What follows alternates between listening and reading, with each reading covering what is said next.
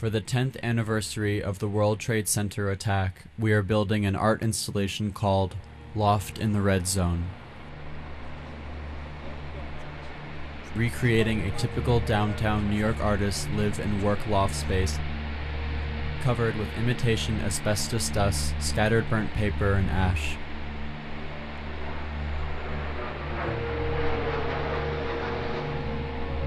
Only the art pieces around the loft will be perfectly clean of dust, spotless and gallery lit.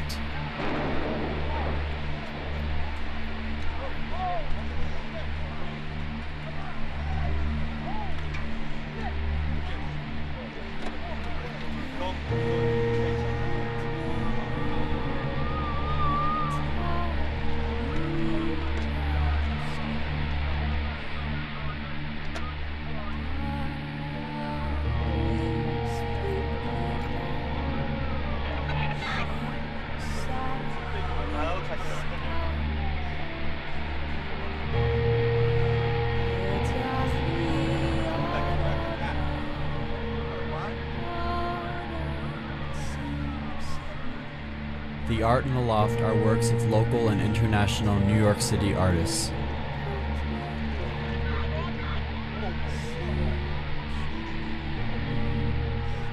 Hi, my name is Lee Wells. I'm one of the artists in Loft in the Red Zone.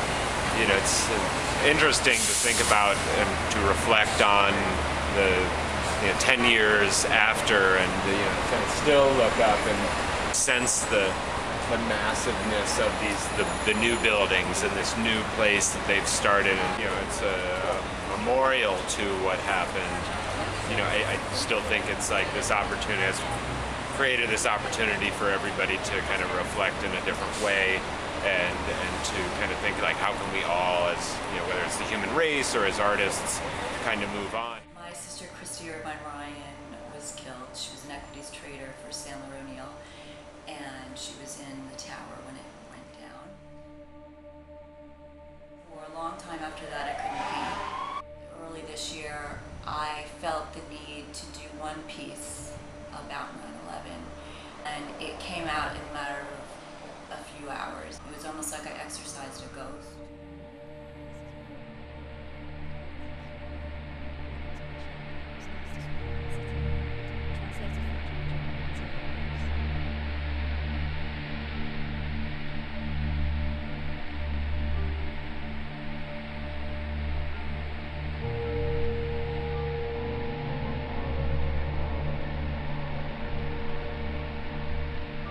This is all from the first day.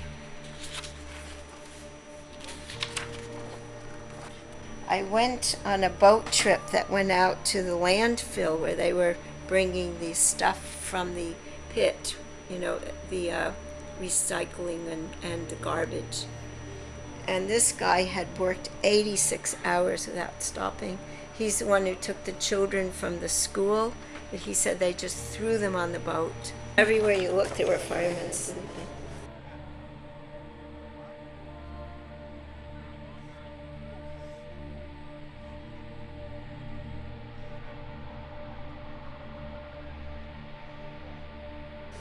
This is a good one. This is not in the book. It's the governor and a fireman with his coat off. One of the chiefs. But you do get a feeling of the chaos.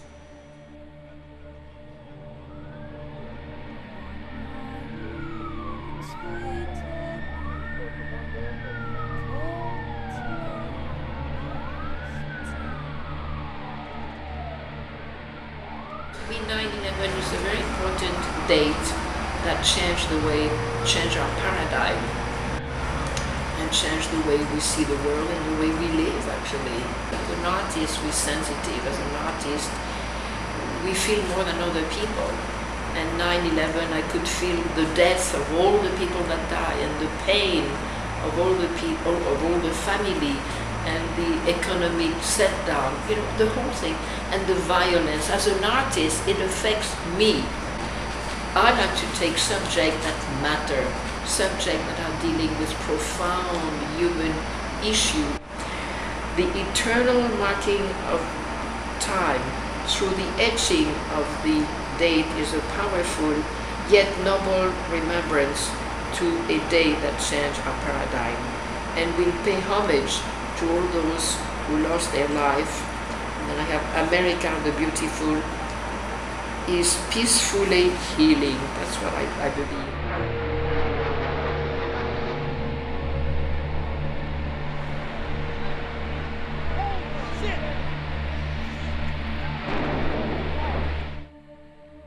But New York was getting to be that point where I always think of it as Rome, you know? Like the Romans during Julius Caesar, where everybody was just kind of like doing crazy things, and then nobody cared, and then one day it just collapsed, you know. And then it happened. So you think that anarchistic, radical, arrogant energy of New York City at that time had maybe provoked? Super high. It was super high.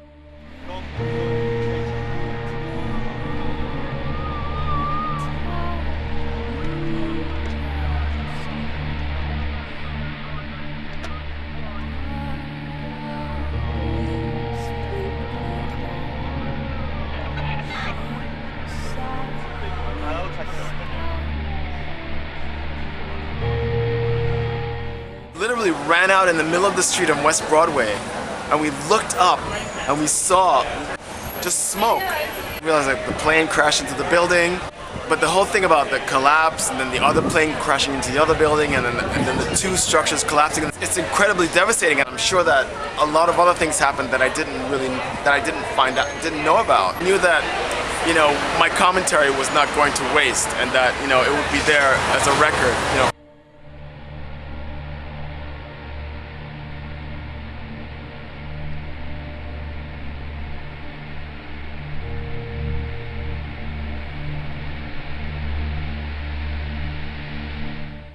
Very interesting how it brought people together. And it did.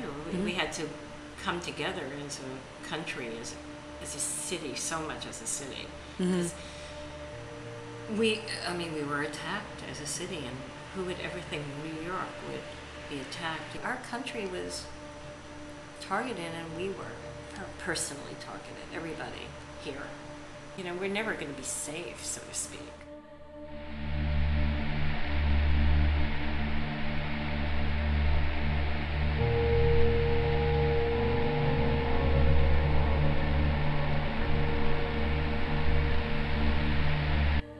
Everything matters to your work.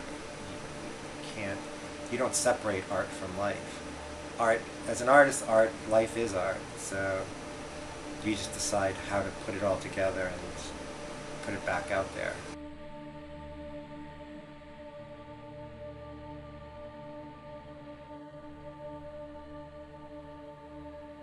Hi, my name is Calder Singer. I will be making music, video, and sculpture for the show Loft in the Red Zone.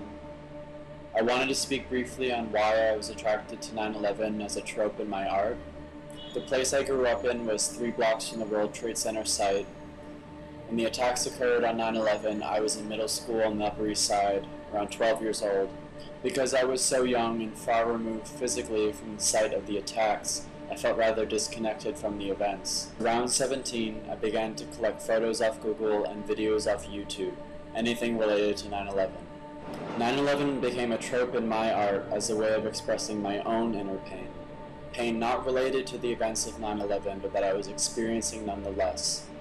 Touching on an event that I knew affected people so intimately and so profoundly, I was only hoping to bring the pain that they experienced into what they were seeing in my art. When I was a junior in college, I created a performance piece related to 9/11. I imagined that my former lover used to work in the World Trade Center, and that he unfortunately perished in the attacks on 9/11. It's interesting hearing about the concept for the show, in that it's recreating like a downtown artist loft, like in the aftermath, where they're, you know, kind of surrounded by, you know, like the art, all this art, and then kind of left like dormant.